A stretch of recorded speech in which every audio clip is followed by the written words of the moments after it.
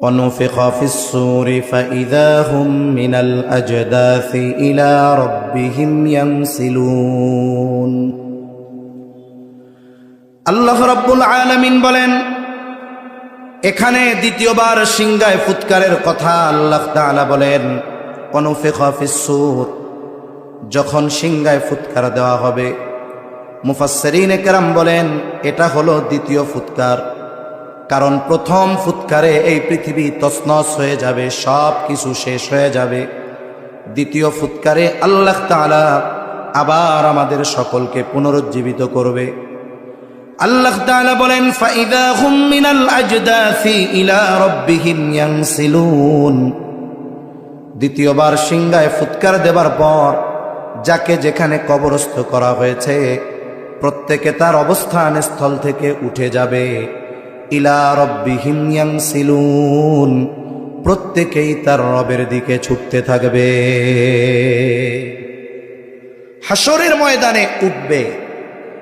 এক দল ছিল জাহান্নামের গর্তে, মনে করতেছিল এটা জাহান্নাম, আর এক দল ছিল জান্নাতের বাগানে। কিয়ামতের ময়দানে মাত্র উঠছে, হাসরের ময়দানে এখনো কোনো আযাব বা শাস্তি দেওয়া হয় নাই। কিয়ামতের ময়দানের ভয়াবহতা কেমন?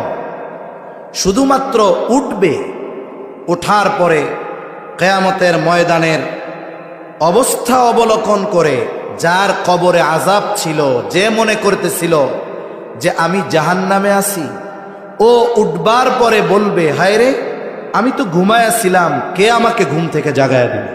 তার মানে কিয়ামতের ময়দানের ওই ভয়াবহতা তাকে কবরে যে আযাবে ছিল সেটাকে ভুলিয়ে দিবে। ও মনে করবে আমি আরামে ঘুমায়াছি।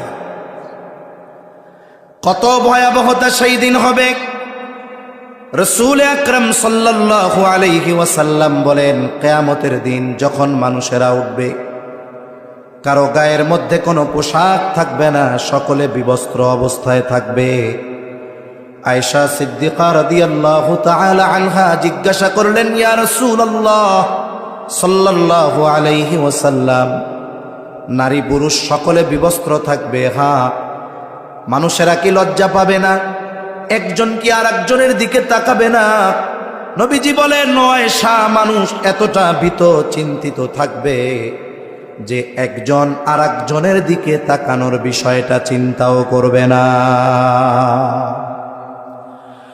আল্লাহ রাব্বুল আলামিন বলেন, ক্বালু ইয়া ওয়াইলানা মান বা'আসানা মিন মারকাদিনা হাযা